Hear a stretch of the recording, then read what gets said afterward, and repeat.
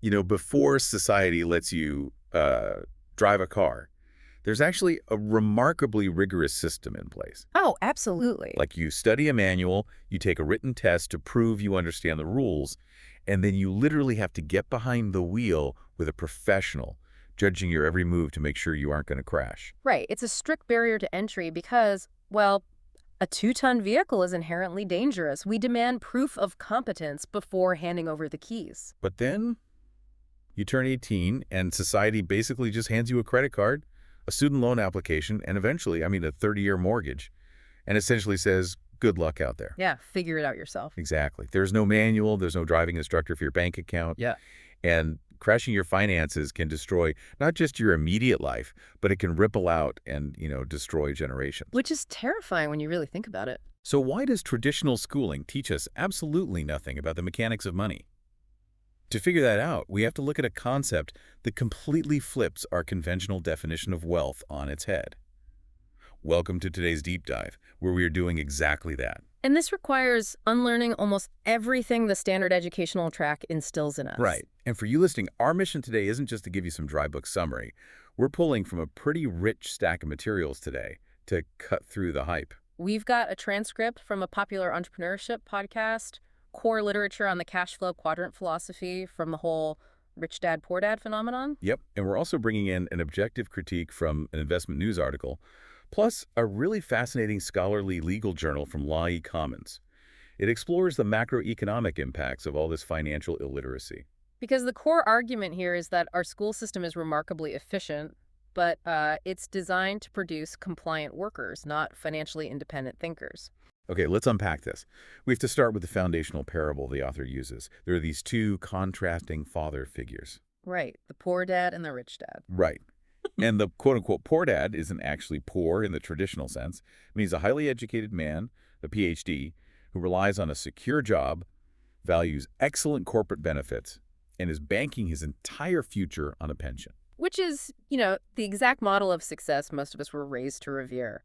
Go to school, get a safe job. Yeah, that's what we're all told to do.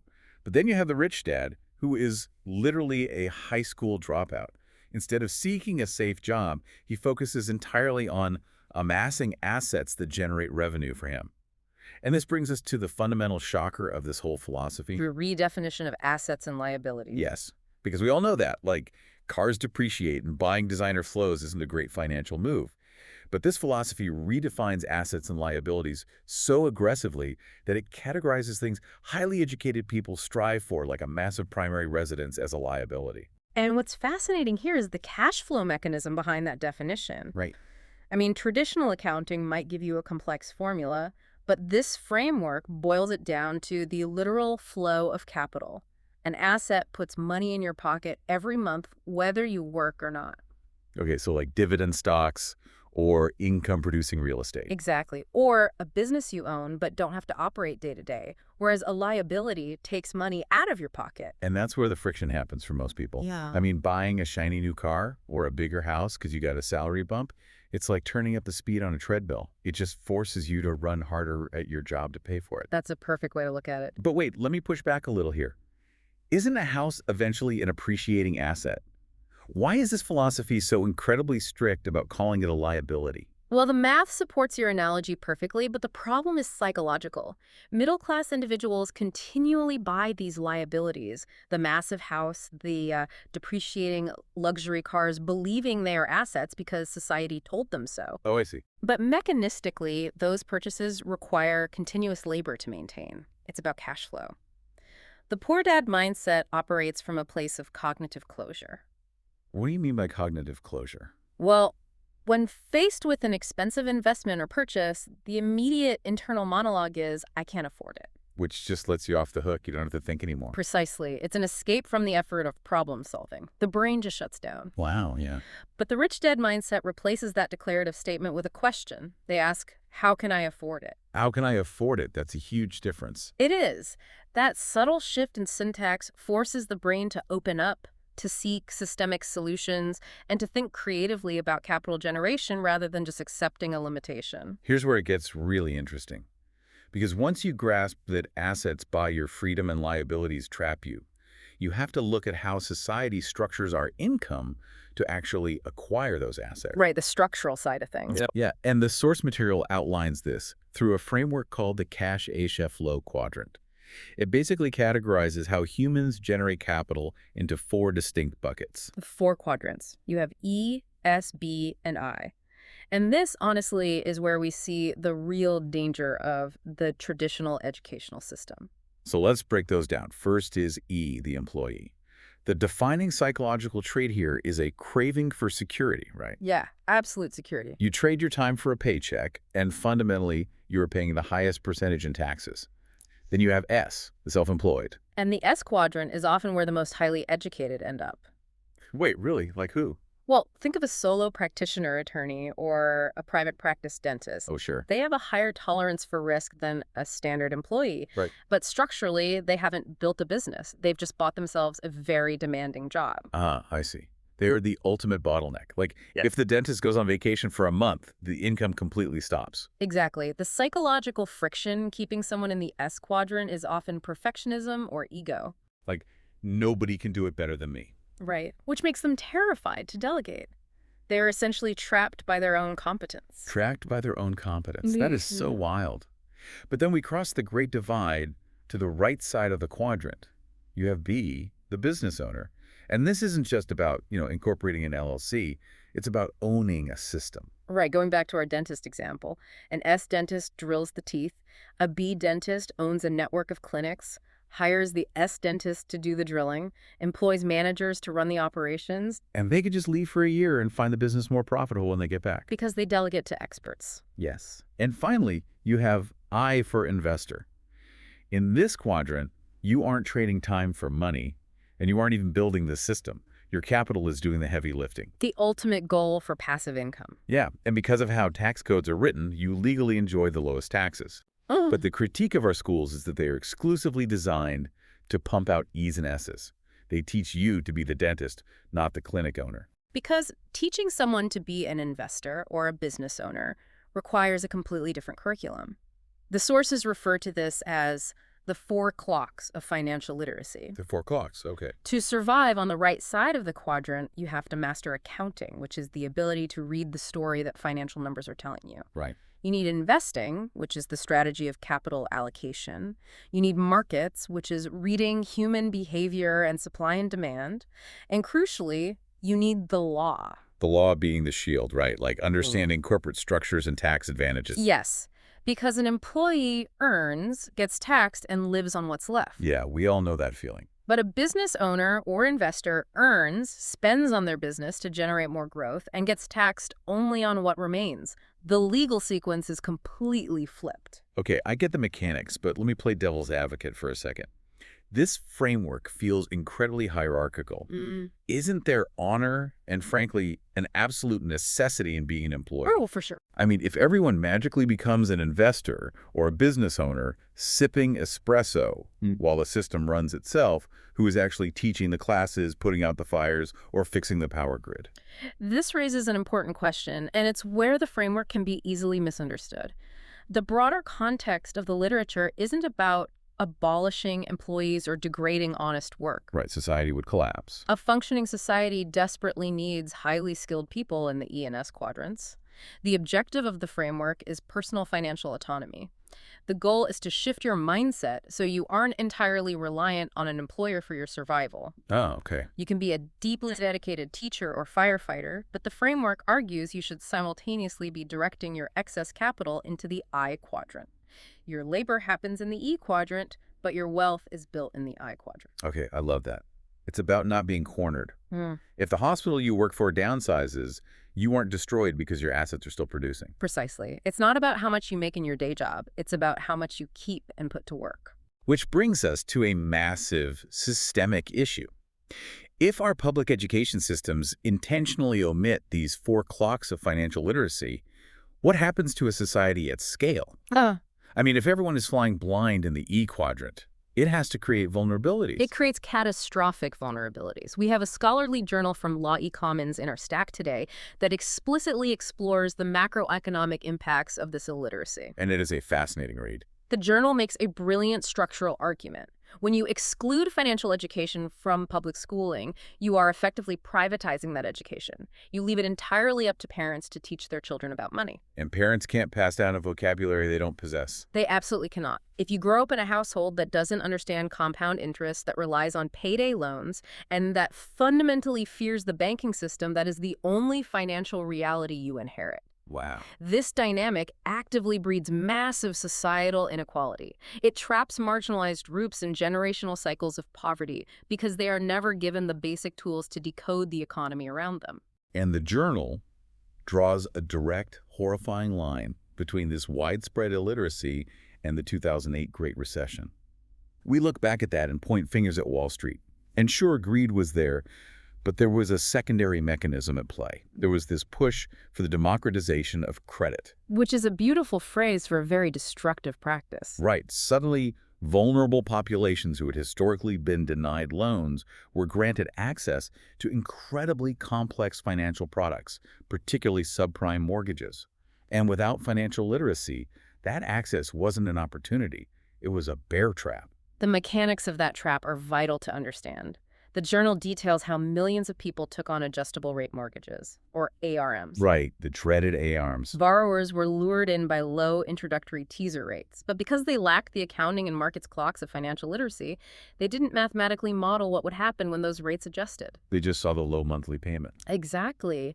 And when the introductory period expired, they suffered massive payment shocks, where their monthly obligations doubled or tripled overnight. Because people just assumed housing prices would go up forever, so they figured they could always refinance. But maybe the most tragic part of this is that borrowers were signing 50-page contracts filled with opaque legal jargon they didn't understand. Yeah, completely lost in the paperwork. They were too intimidated by the system to ask questions, or they didn't even know what questions they were supposed to be asking.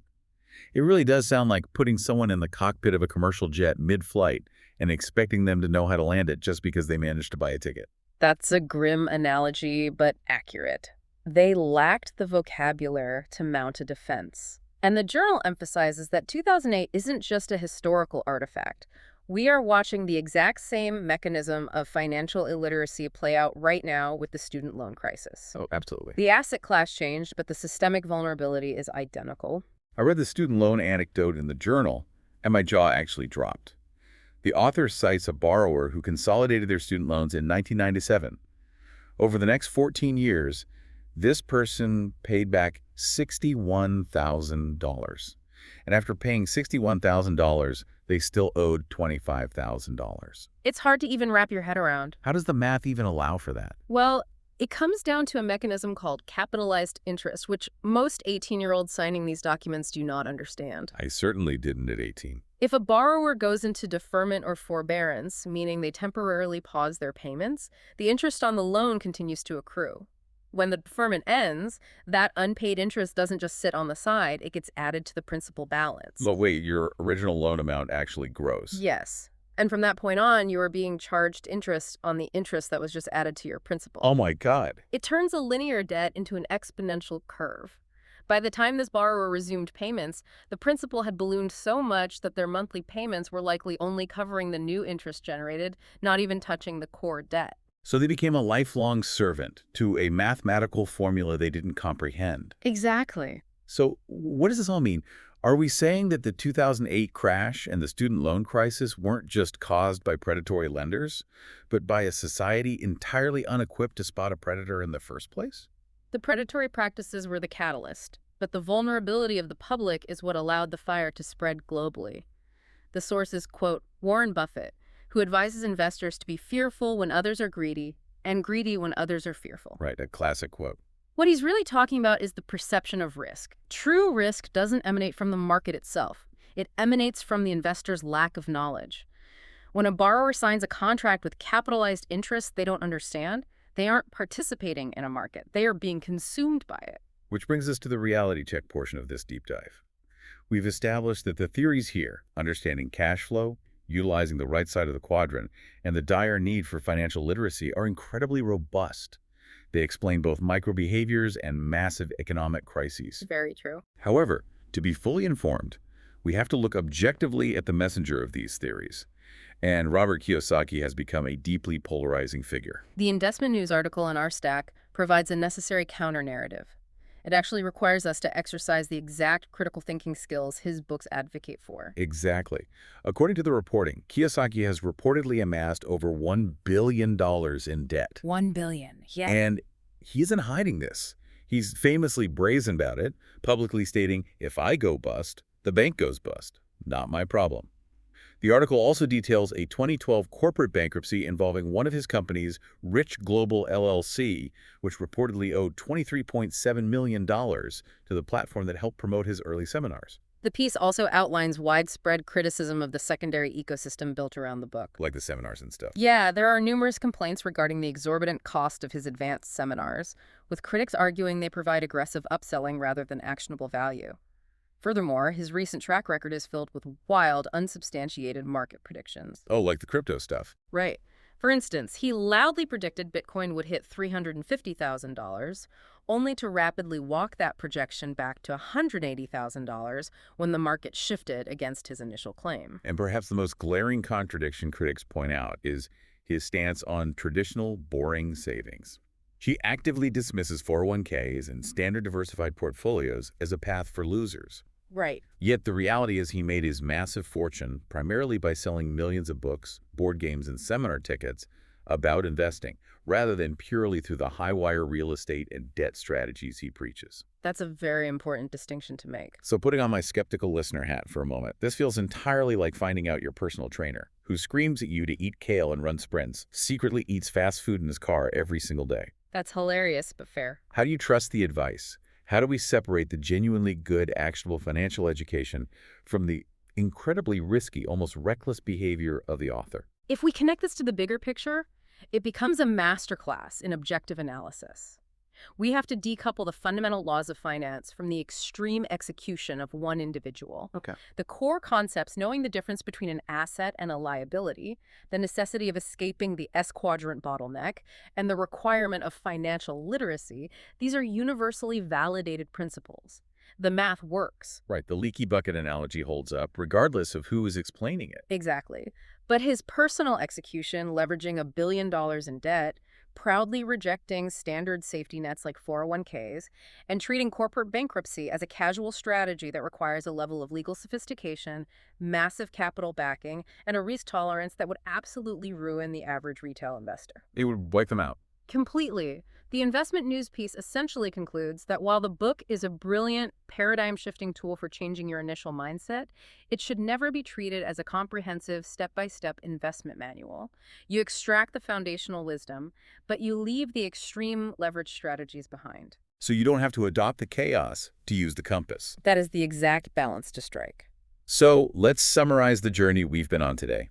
We started by completely redefining wealth, realizing that true assets put money in your pocket, while the societal milestones we've been trained to desire, like giant houses, often function as liabilities that keep us trapped on a treadmill. Right, the cash flow quadrant. Exactly. We explored that quadrant, recognizing that the ultimate goal is to transition our capital from trading time for money as an employee to having our money work for us as an investor. We also examined the devastating societal cost of ignoring this education, seeing how the 2008 housing crash and the modern student loan crisis mathematically trap those who lack the vocabulary to protect themselves. And finally, we looked at the highly controversial legacy of the author, learning that we must separate sound mathematical principles from the reckless execution of the messenger.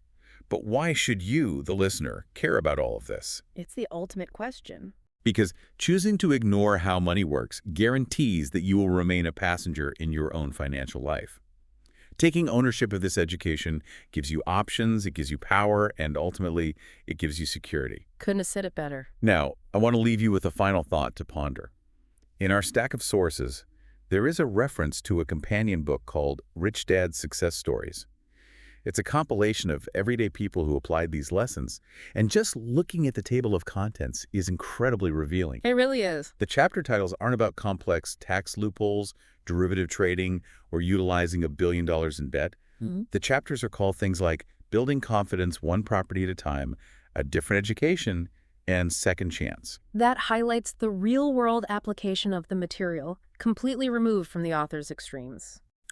We've sat here today and debated the exact mechanisms of his advice. We've dissected the macroeconomics of capitalized interest, and we've laid out the deep controversies surrounding his behavior.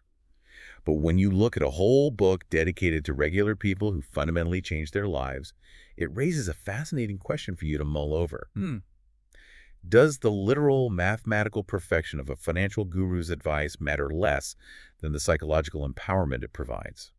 If believing in a highly controversial framework gives someone the courage to finally buy their first rental property, to aggressively escape predatory credit card debt, or to completely rethink their life's trajectory, is that newfound self-belief actually the greatest asset of all? Thank you so much for joining us on this deep dive, and we'll catch you next time.